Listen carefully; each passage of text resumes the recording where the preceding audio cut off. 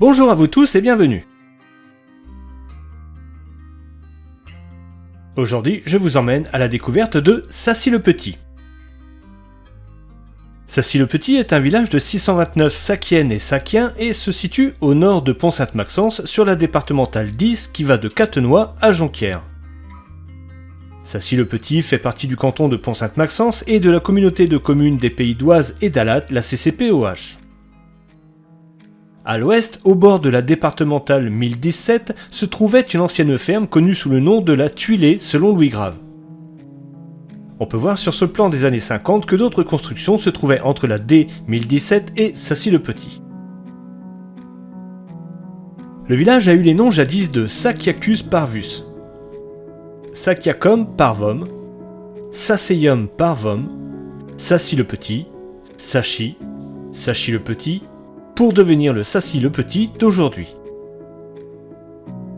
Le nom de Sacy, d'origine gallo-romaine, exprime le domaine qui aurait appartenu à Sacius. Selon la coutume locale, le nom du domaine s'est transformé en apportant le Y final comme dans de nombreux villages de la région. La commune fut différenciée de Sacy-le-Grand par le suffixe « petit ». Sacy-le-Petit partage au nord avec Grand-Frénois deux buttes jumelles qui constituent la montagne et qui accueillaient chacune autrefois un moulin à vent. Il y en avait un troisième entre Sacy et la montagne. Ces moulins ont cessé leur activité en 1882. Le village a été très important dès l'époque gallo-romaine du fait de la route avoisinante dénommée la route royale, puis route des Flandres et enfin départementale 1017. En 877, le roi Charles le Chauve donna ce domaine à l'abbaye de Sainte-Corneille de Compiègne. Au IIe siècle, l'abbaye de Chaly y exploitait des champs, tout comme l'abbaye du Moncel. Une chapelle fut construite à l'emplacement actuel de l'église. En 1792, il a été découvert près du village de nombreux sarcophages des Xe et XIe siècles. L'emplacement du calvaire, à la sortie est du village, serait, dit-on, l'emplacement d'un tumulus de l'époque gauloise qui abriterait des tombes. Une légende veut que les chevaux qui, autrefois, conduisaient la charrue à sa surface, mouraient dans un cours délai. En 1977, au lieu dit Moth-Riffard et Fraude-Cul, non loin du tumulus, fut découvert une nécropole avec une cinquantaine de tombes datant du 5e au 8e siècle.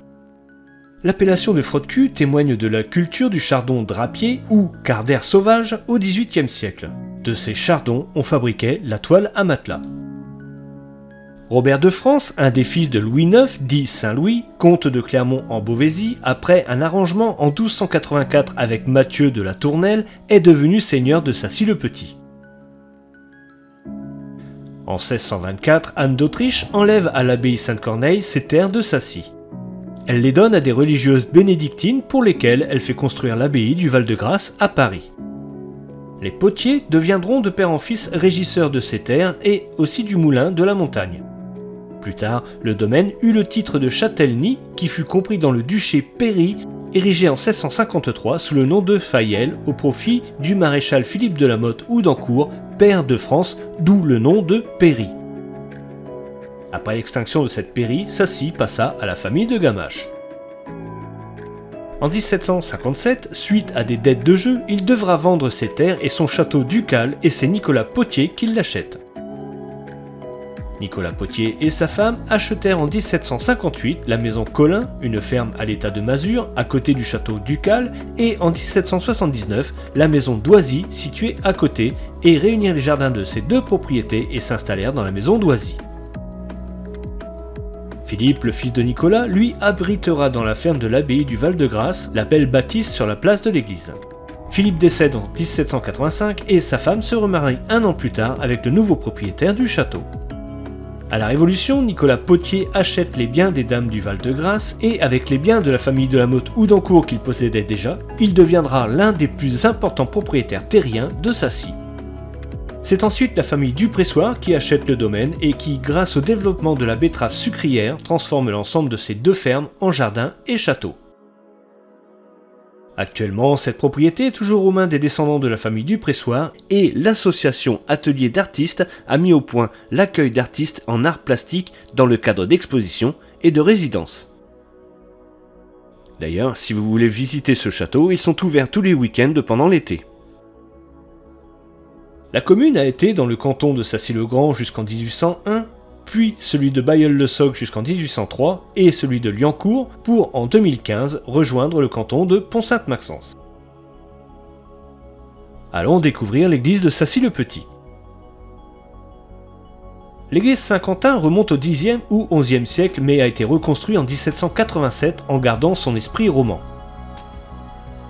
Irrégulièrement orientée, l'église se compose d'une nef de 4 travées avec un bas-côté sud et d'un chœur de 2 travées à chevet plat. Toutes les fenêtres sont en plein cintre et l'édifice comprend de nombreux contreforts. Les murs nord sont en moellon alors que le bas-côté et le clocher sont en belle pierre de taille. Le clocher assez bas comprend 2 étages dont un avec une baie à basson sur chaque face. Il est coiffé d'une belle petite flèche en ardoise. Le portail est de style néoclassique avec un fronton triangulaire simple et la toiture a été refaite en 1972. La cloche en bronze de 1718 s'appelle Charlotte-Marie-Geneviève et a eu comme marraine Marie-Geneviève Perrault de Saint-Paul, abbesse du Val-de-Grâce, et messire Charles de la Motte-Houdancourt. À l'intérieur, l'édifice est clair et large. Les grandes fenêtres du mur nord sont hautes et larges et amènent beaucoup de lumière. La nef est en fait de 5 travées, mais la première sert de base au clocher. Les 4 arcades sont en plein cintre assez basiques. Les bancs sont assez anciens. Les 2 dernières travées de la nef comportent une longue stalle, des chaises et plusieurs statues.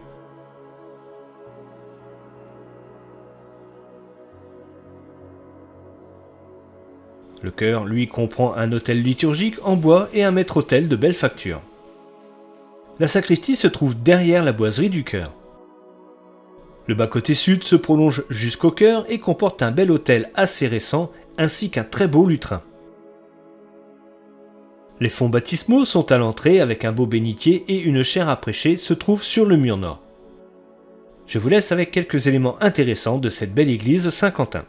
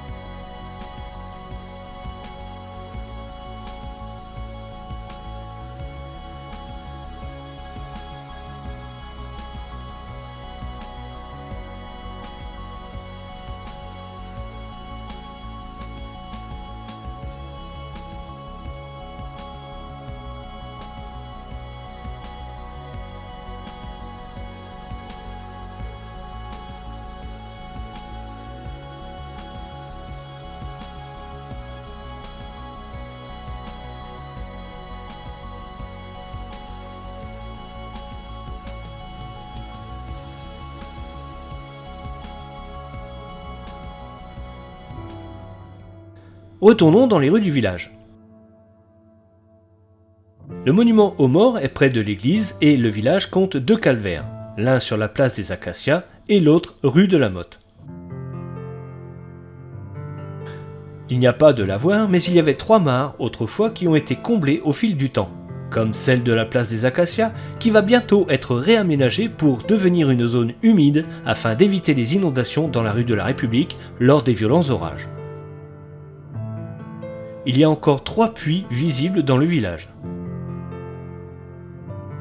Pour l'école, Sacy-le-Petit est en regroupement pédagogique intercommunal avec la commune de Houdancourt et accueille 3 classes de primaire avec cantine et périscolaire, alors que Houdancourt accueille 2 classes de maternelle et la cantine. A noter que les cantines et le périscolaire de Sacy et Houdancourt sont gérés par les bénévoles des associations des Amis de Sacy et Houdancourt de récré. Et tous les jeudis, une crèche itinérante s'installe dans la salle des associations pour s'occuper des tout-petits. Un livre-service se trouve sous l'abri sur la place de l'église. Il y a une aire de jeu récente pour les jeunes enfants près du stade de foot. Ce stade, qui n'accueille plus d'équipe de foot, devrait prochainement accueillir un city-stade et un parcours sportif. Une très belle initiative. Près du stade, une belle salle des fêtes, la salle des associations et la cantine. Une bibliothèque se trouve à côté de l'école des 4 Tilleuls et la porte à côté était l'entrée de l'ancienne mairie. Elle accueille aujourd'hui les associations comme Gamers Garden, club de gaming et d'e-sport, Fêtons Sassy, l'association des parents d'élèves Les Azous, le comité des fêtes. Sans oublier dans le château l'association de l'atelier d'artistes de Sassy. Il reste un commerce ambulant, la boucherie Noël, qui se déplace dans les villages alentours, et la ferme du Petit Sassy, avec la vente de produits de la ferme, une des 2 fermes encore en activité de la commune. Il y a aussi quelques artisans, et dans l'ancienne ferme de la Tuilée, une entreprise de maçonnerie et une autre de rénovation. Une noiseraie a été plantée face au cimetière il y a 2 ans et devrait donner ses premières noisettes dans 2 ans. Si vous voulez découvrir les atouts de ce petit village, 2 gîtes sont là pour vous accueillir et vous permettre de passer un agréable moment dans les rues de Sassy-le-Petit.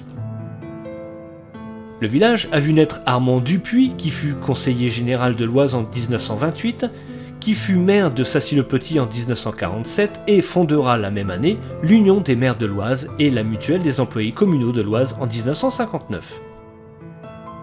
Et Sassy-le-Petit accueille encore de nos jours un artiste sculpteur de renommée mondiale qui remportera le premier Grand Prix de Rome en 1964.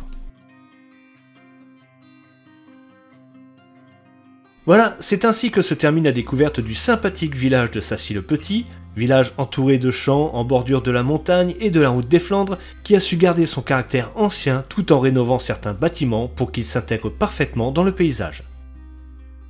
Je tiens à remercier Monsieur Morinck, maire de Sassy, ainsi que toutes les personnes qui m'ont aidé dans la préparation de cette vidéo.